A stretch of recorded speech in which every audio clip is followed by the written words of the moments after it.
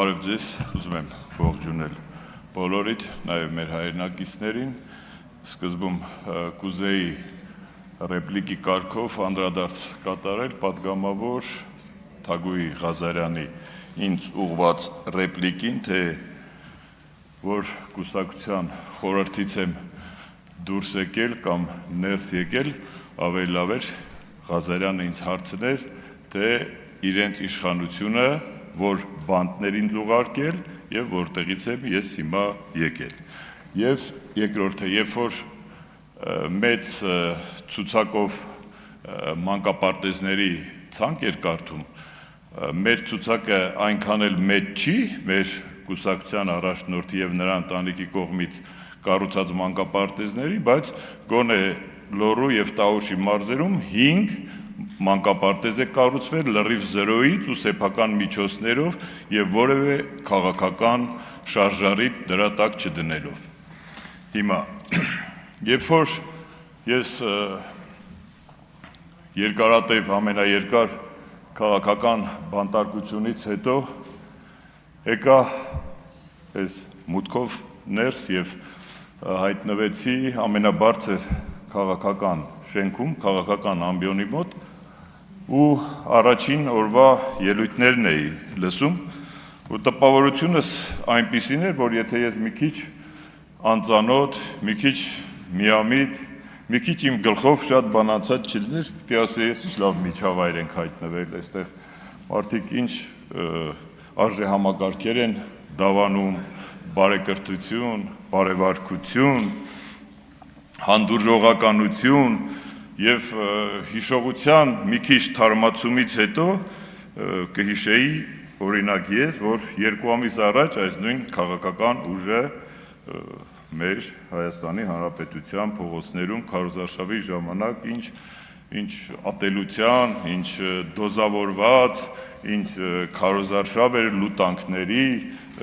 ասֆալտներին փռելու, խլելու եւ այլն Եվ նաև մի քիչ եթե միամիտ լինեի, պիտի մտածեի, որ այնտեղ պիտի նստած լիներ Արտուր Սարգսյանը, որովհետև նոր ազգային ժողովի ձևավորմանը զուգահեռ պիտի մեր պատգամավորը նորընտիր այստեղ նստած լիներ, բայց տեսնում եմ, որ չկա։ Եթե մի քիչ ավելի անտեղյակ մարդիկ լինեինք, պիտի մտածեինք, որ այս երկրում ընդհանրապես քաղաքական բռնաճնշումներ չեն եղել, չկան, այսօր չկան տասնյակ, միգուցե մի քանի տասնյակ քաղաքական բռնաճնշումների ենթարկվող ու ենթարկված մարդիկ, օրինակ մեր կուսակցությունը առաջնորդող Սամվել Կարապետյանը 7-8 ամիս բանտում եւ հետո մինչեւ հիմա տնային կալանքի տակ չի։ Գագիկ Ծառուկյանը, ով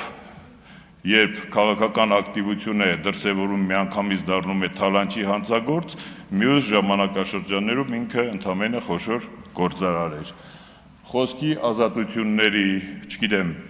իշխանություններին քննադատելու համար այսօր բազմաթիվ քաղաքական ակտիվ, պասիվ եւ տարբեր բնույթի գործիչներ գտնվում են կամ անազատության կամ սահմանափակ ազատության սահմաններում։ Եվ երբ լսում էի պարոն Ռուբինյանի կոչը ընտրվելուց առաջ, բնականաբար մոտս հարց չէր առաջանում, որովհետեւ մարդը նոր ստանձնում է պաշտոն, նոր հիմնարկ, այսպես ասած, կազմակերպություն, որպես վարչական պիտի ղեկավար եւ ինքը ցանկություն ունի բնականաբար, որ խաղաղ, հանդուրժողականության, կառուցողական մթնոլորտում ընթանան աշխատանքները։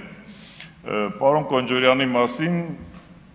ինքը հայտնի է նաև իր, ինչպես մեր գոլեգաները նշեցին, պերճախոսությամբ ես էլ եմ տեղյակ բավականին գիտակ անձնավորություն, այսինքն ինքը կարողանում է իր հարցերը լուծել, բայց ես սիրով սպասում էի անկեղծ ասած Վահագն Ալեքսանյանի ելույթին, որ տեսնեմ մեզ որտեղ են գցում այս բարևարկության բանի, մեկ է պարոն Ալեքսանյանը հենց սկսեց ընտրակաշառքների թեմայով մտավ, ասի հոп, կասկածներս խորարում են, բայց ամեն դեպքում մերժում չկա, գնում, ինչպես, ինչ անում,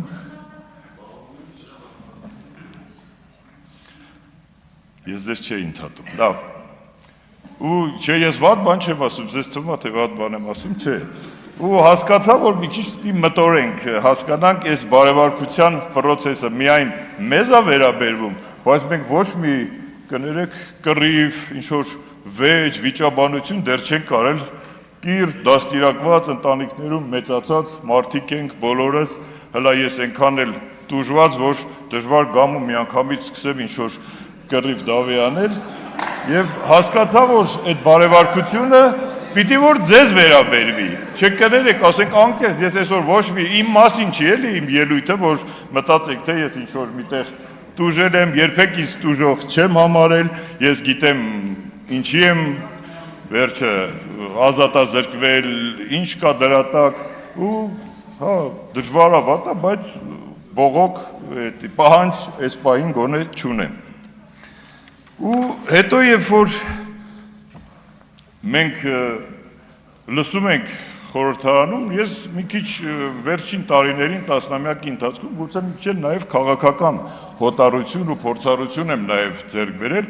ու ինձ թվում էր այս հարթակը քաղաքական, իրոք, ինչպես մեր Նարեկ Կարապետյանը նշեց, քաղաքական մտքի դափնոց պիտի լինի, ինչ-որ մտքերի գեներացման մանավար նոր ուժ է եկել, որը որ դեռևս փորձարկված չի, ասենք քաղաքականության մեջ, գուցե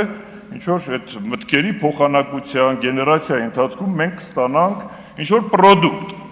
չգիտեմ, որը օգուտ կլինի գուցե մեր երկրին, մեր ազգին, հասարակությանը, բայց ինչի բախվեցինք մենք, ես տեսա կներեք, 8 տարվա իշխանություն եք դուք, մենք նոր ենք, մենք հնարավոր է քաղաքական ինչ-որ մեծ գեներացիաներ մեր մոտ դեռևս չունենանք, նոր ստեղծվի, բայց դուք 8 տարվա իշխանություն եք, 8 տարվա քաղաքական պայքարի գոնե թե վերջին 8 տարվա եւ կներեք արտահայտությունից ես որևէ քաղաքական միտք, քաղաքական օրակարգ այստեղ քննարկումների մեջ չտեսա։ Նորից մենք գնացել ենք 99 թվական, մոտավորապես մի ինչքան տարի է։ Մի 30 տարի լավ, մոտավորապես գալիս ենք հոկտեմբերի 27, մարտի 1 թալան, ունեզրկում, ապօրինի գույք, կներեք այստեղ ոչ կոռուպցիայի կանխարգելման հանձնաժողովն է, ոչ, չգիտեմ, նախկինում գործած ճիշտ ու սխալների համար այս պահին գոնե քննարկելու տեղ։ Կա միտք, չկա միտք, չկա օրակարգ, որն է մեր օրակարգը կամ ձեր օրակարգը, որի շուրջ մենք կարող ենք, դուք գաք այստեղ մեզ մեղադրեք ընտրակաշառք բաժանելու, մյուսներին մեղադրեք 30-35 տարի թալանելու կամ չգիտեմ ապօրինի ես էլ եմ մեջը ես բանկապարտ ես չունեմ այդ ցավոտը աչքիս ես ու դու մենակ չունենք կներեք դու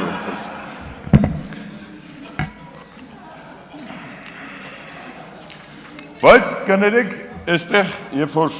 մենք բոլորս նաև գիտենք, հասկանում ենք, որ Հայաստանի սահմանադրությամբ մեր երկիրը պարլամենտական երկիր է, հետևաբար, այստեղ ոչ միայն ծնվում են քաղաքականությունը, միտքը, օրենքները, այստեղ ծնվում են վարչապետներ, նախարարներ, չգիտեմ, ամբողջությամբ ազգային ժողովի, այսպես ասած, ղեկավարման տակ է գտնվում մեր երկրի արտաքին, ներքին, չգիտեմ, տնտեսություն, քաղաքականություն եւ այլն, բայց օրինակ որևէ կերպ ես չտեսա արտաքին քաղաքականության այսօրվա առաջնահերթությունների մասին օրինակ ազգային ժողովի նախագահի ելույթ, որ օրինակ տարածաշրջանը եռման process-ի տակ է, որևէ կերպ անդրադարձ չկա Թուրքիայի հեգեմոնիայի, Իրանի այդ եռացող վիճակի, Ռուսաստանի հետ մեր հարաբերությունների կարգավորման Հիմա գյուղատնտեսական պիկի սեզոնն է, փոխանակ կներեք, մենք այս չծախվող ծաղիկները բուկետով վերցնենք ռուսների մոտ գնանք, իրանցիների չգիտեմ ինչ, կոնյակ տանենք, համոզենք մեր բերք ընդունենք, մենք այստեղ իրար նկատմամբ չգիտեմ ում են չհարկ չենք տալի չէ մենք հարկ չենք տալի մենք դա ելույթ ընդհատեք եւ կներեք ես օրինակ անկեղծորեն կհավատայի էլի միտեղ այդ բարեվարկության, միմյանց նկատմամբ հանդուրժողականության, հաշվի առնելով, որ պարլամենտը երկրի բարձրագույն օղակն է եւ բարեվարկության ամենաշատ խախտումները իմ դիտած ազգային ժողովում թույլ է տվել կներեք Հայաստանի Հանրապետության վարչապետը իր ելույթներով, ես կուզենայի օրինակ տեսնել, որ պարոն Ռուբինյանը կառավարության ծրագրի ներկայացման ժամանակ թող հորդորի ձեր կուսակցության առաջնորդին կամ ձեր առաջնորդին, որ այդ բարևարկությունը բազմակողմանի պահպանվի, ոչ թե միայն մեզ հորդորեք, մենք էլ կամ ընդունենք, կամ չընդունենք։ Դա կլիներ իմ կարծիքով բոլորի կողմից եւ գուցե դա կոնստրուկտիվիզմի մեր երկրում, չգիտեմ, նոր որակի, եթե օրինակ պարլամենտի ղեկավարը, որը կարծում եմ ավելի բարձր է եւ պարլամենտը խնդրում եմ ամփոփեք ժամանակն ավարտվել է, խնդրում եմ ամփոփեք։ Լավ, կներեք, չհասցրեցի ամեն ինչ ասել, ամեն դեպքում բերեք չմոռանանք մեր հասարակության առաջ մենք